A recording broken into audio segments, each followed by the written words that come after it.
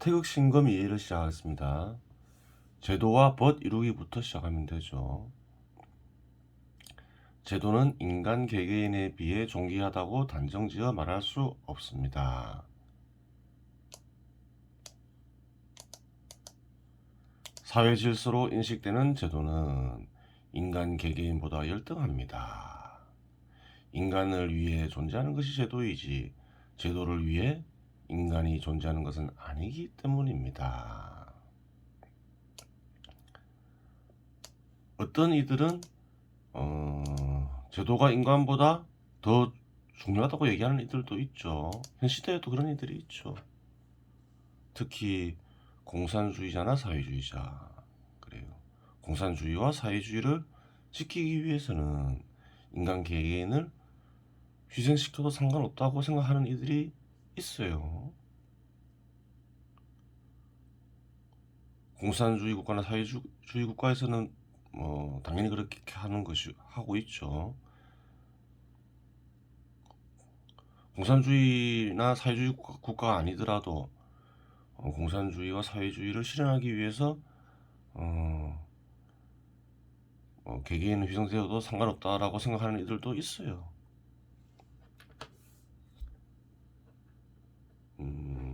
그게 잘못됐다고 하는 거죠. 왜 그런가요?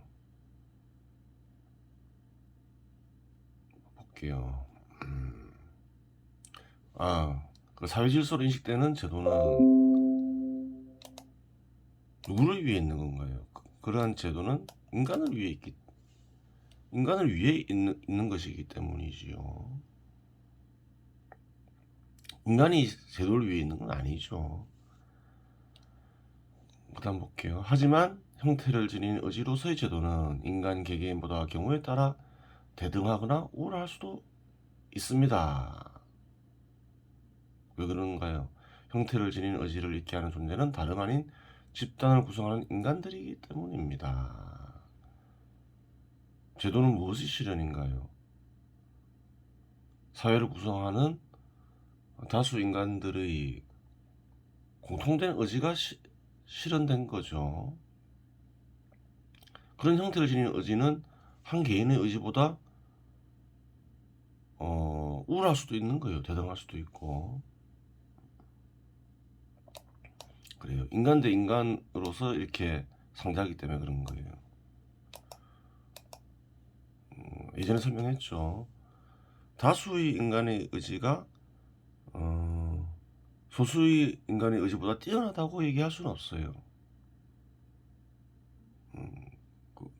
그렇죠. 그릇된 의지를 지닐 수 있잖아요. 다수의 의지가. 그런 경우는 소수의 의지가 더 값진 것이지요. 그렇게 되는 거예요.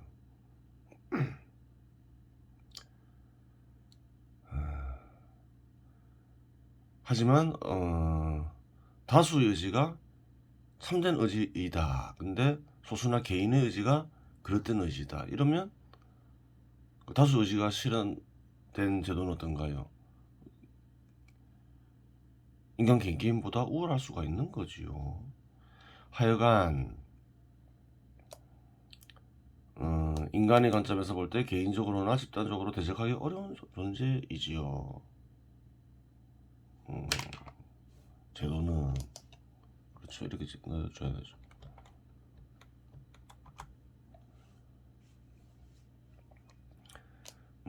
그래요.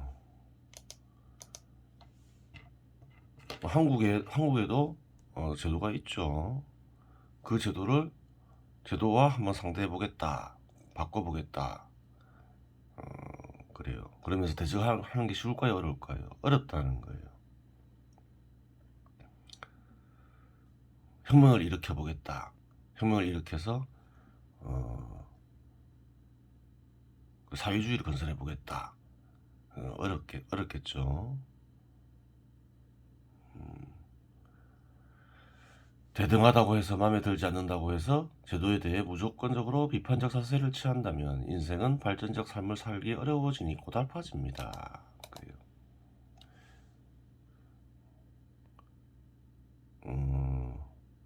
제도가 싫다고 해서 제도가 마음에 들지 않는다고 해서 제도에 대해서 비판적 자세를 늘 취하고 그래요.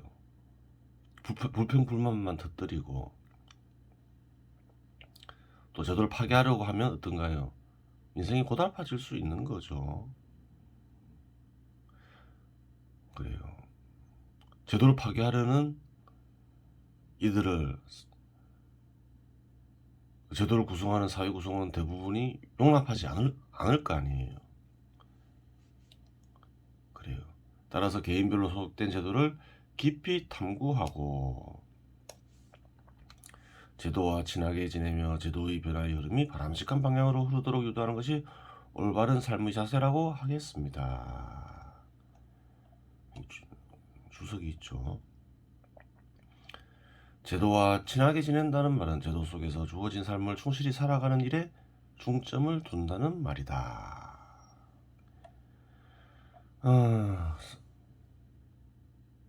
사람이 태어나면 어떤 국가 속에 속해 있죠. 그 국가에는 제도가 있는 거예요. 그 제도를 선택할 수 있나요, 없나요? 선택할 수 없다는 거예요. 자기가 태어난 국가가 공산주의 국가면 공산주의 제도가 공산주의 제도 하에서 살아가야 되는 거죠. 혹은 시장 지배 시대가 아까 충분히 그 시장이 충분히 발전한 국가에 태어나면 또 그 시장 제도 속에서 살아가는 거예요. 혹은 식민지 치하에서 태어났다.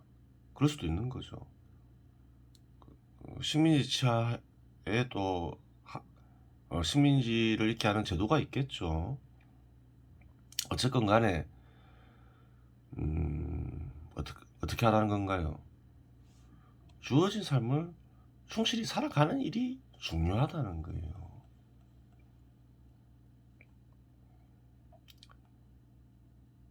그래요. 사람이 이 땅에 태어났으면 사람으로서 살아가야 된다는 거죠. 그러기 위해서는 우선 주어진 삶을 충실히 사는 것이 핵심이다. 그렇게 이해하고 있는 거죠. 그래요. 그러면서 어떻게 하라는 건가요? 제도가 바람직한 방향으로 변하도록 힘쓰라. 그러니까 주어진 삶을 살면서 주어진 삶을 포기할 이유는 없다. 그렇게 이해하고 있는 거죠. 제도에 완전히 만족하는 이는 있을까요, 없을까요? 예전에 설명했죠. 현 시대는 시장 지배 시대이다. 시장 지배 시대가 도입된 지는 얼마 되지 않았다. 그러면 시장 지배 시대에서 필요로 하는 제도가 완전히 인식되어서 정착된 나라가 있을까요? 없다는 거예요, 아직까지. 시장 지배 시대에 필요한 제도도 완전하게 인식되지 못하고 있겠지요. 시장 지배 시대가 도래한 지 얼마 되지 않았으니까. 그래요.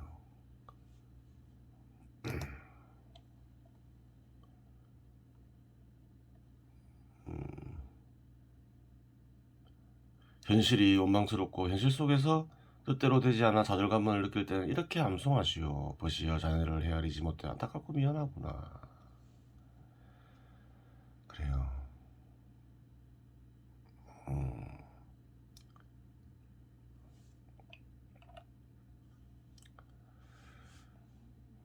여기서 벗은 어떤 제도가 되어야 될까요? 현 시대는 두 개의 제도가 대립하고 있다. 그렇게 얘기했죠. 시장 지배 시대 제도와 시장 지배 시대 제도의 의지가 있고 시장 지배 시대와 시장 지배 시대 제도의 의지에 반발하는 제도와 의지가 있다. 그랬죠. 벗은 1번이 돼야 되겠죠. 그래야지 그래요. 사회 구성원들이 보다 나은 삶을 살 수 있게 되는 것이지요. 벗은 1번이 되는 거예요. 시장 지배 시대 제도가 되겠죠.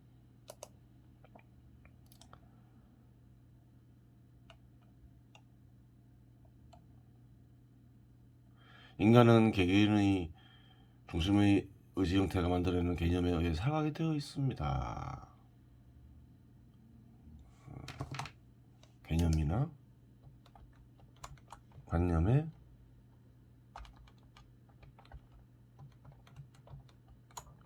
의지하여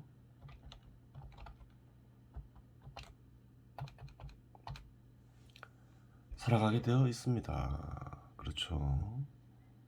제도의 의지 형태에 반하고 반한다는 사실을 알고도 행하는 존재가 인간이지요. 그래요.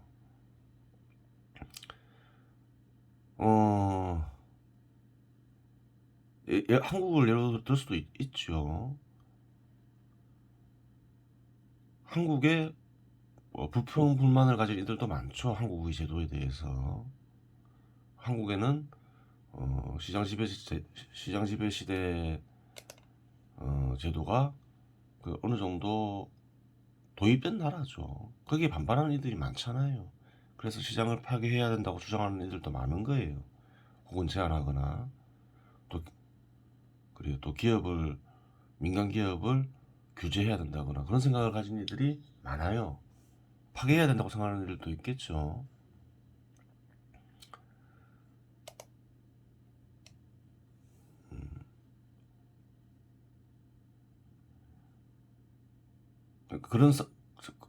그런 이들은 자기가 제도에 반한다는 걸 알까요, 모를까요? 안다는 거예요. 알면서도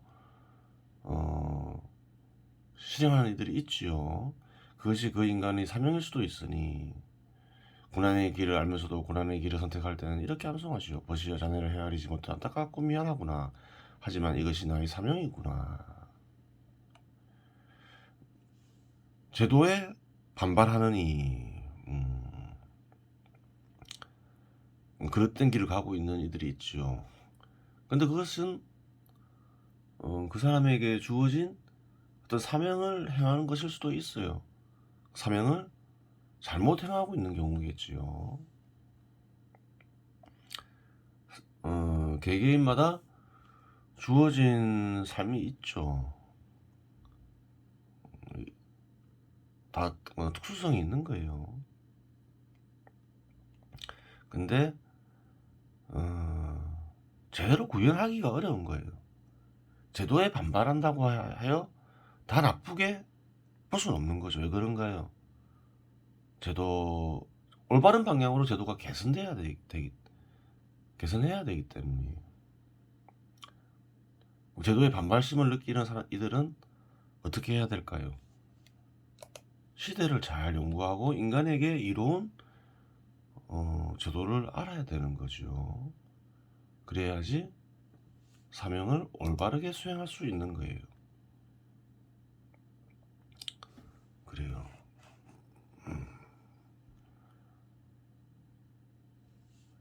많은 사람들은 제도의 의지 형태가 선했으면 좋겠다라고 생각할 수 있습니다. 누구나 그렇게 생각하겠죠. 물론 그렇게 될 수도 있습니다. 하지만 저절로 되지는 않습니다. 우선 인간들이 정의와 자비와 사랑, 절대자를 어느 정도 받아들이고 인정해야 되고 역시 제도의 눈을 통해 살펴보며 받아들이겠지요. 그래요. 받아들이고 인정해야 제도 역시 제도의 눈을 통해 살펴보면 받아들이겠죠. 왜 그런가요? 제도는 다수 인간들이 공통된 의지를 실현하는 가운데서 나타나는 것이기 때문에 그렇겠지요. 실망스러울지도 모르겠으나 한국은 특히 쉽지 않습니다. 한국은 왜 특히 쉽지 않다나요?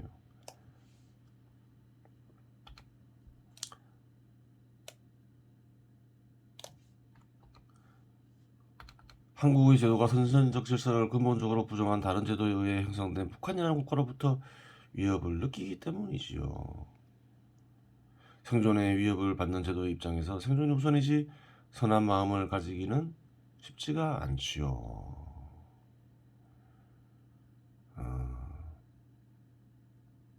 여기서 선하다는 것을 그 당시에는 이제 자비와 사랑을 베푼다 뭐 그렇게 생각을 한 것이지요. 그것도 맞는 거지요.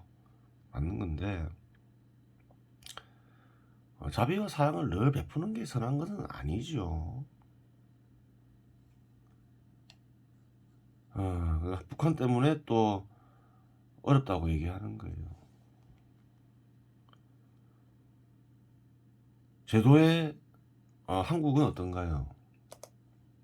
시장 지배시대 제도가 어느 정도 도입되어 있어요. 시장 지배시대 제도에 반발하는 이들도 많죠. 특히 공산주의자, 사회주의자, 한국에도 많죠. 다른 나라에도 마찬가지겠죠. 미국이든 유럽에 속한 국가든. 그런 이들은 이제 어떻게 해야 되느냐. 교화하는 게 가장 좋겠죠. 교화하는 게 가장 좋아요. 하지만 이제 경우에 따라서는 죽여야 하는 경우가 있죠.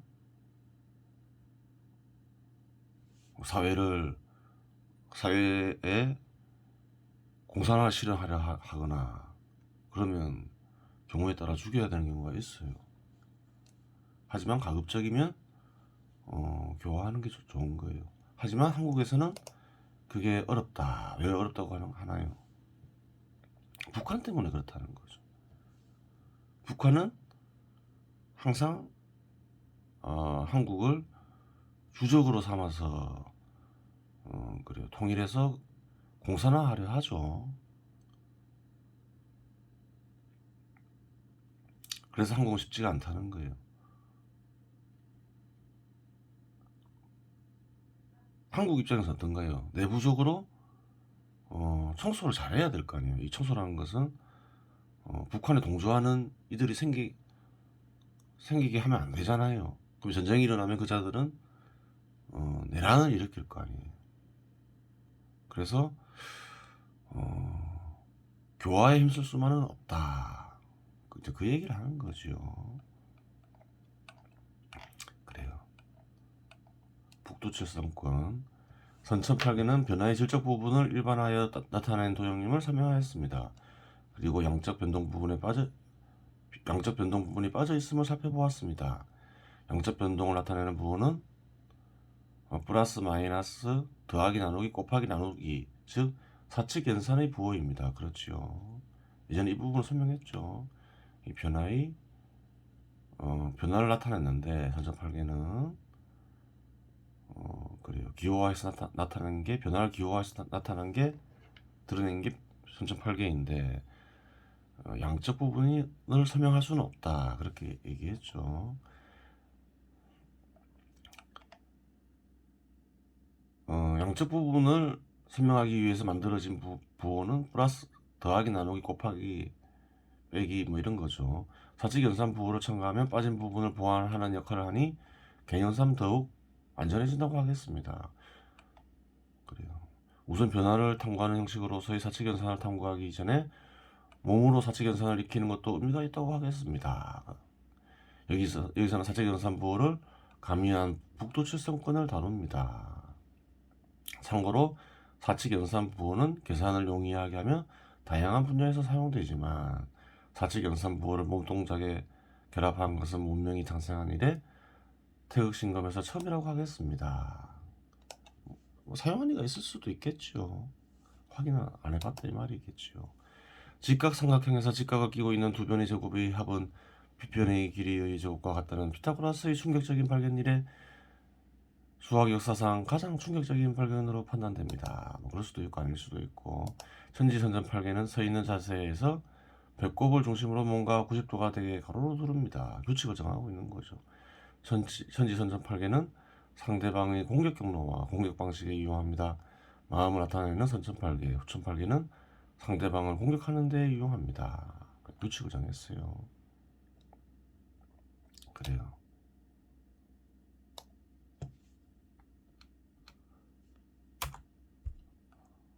규칙을 정하겠죠. 한 가지가 여러 번 살펴봤으니까 동일한 부분을 한 개만 살펴볼게요.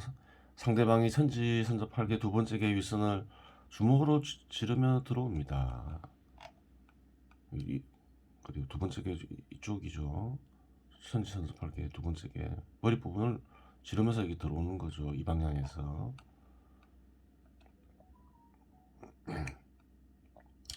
허리를 뒤로 젖히며 회피합니다. 선천팔계를 상대방 방향으로 회전시킨 뒤 허리를 왼쪽으로 회전시키며 선천팔계 7번째게 중간선을 잇는다는 생각으로 왼손 손날로 오른쪽에서 왼쪽으로 손날 걷기를 합니다. 그래요. 그리고 선천팔계 7번째게 손날 걷기를 한다 해서 잇는다는 거죠.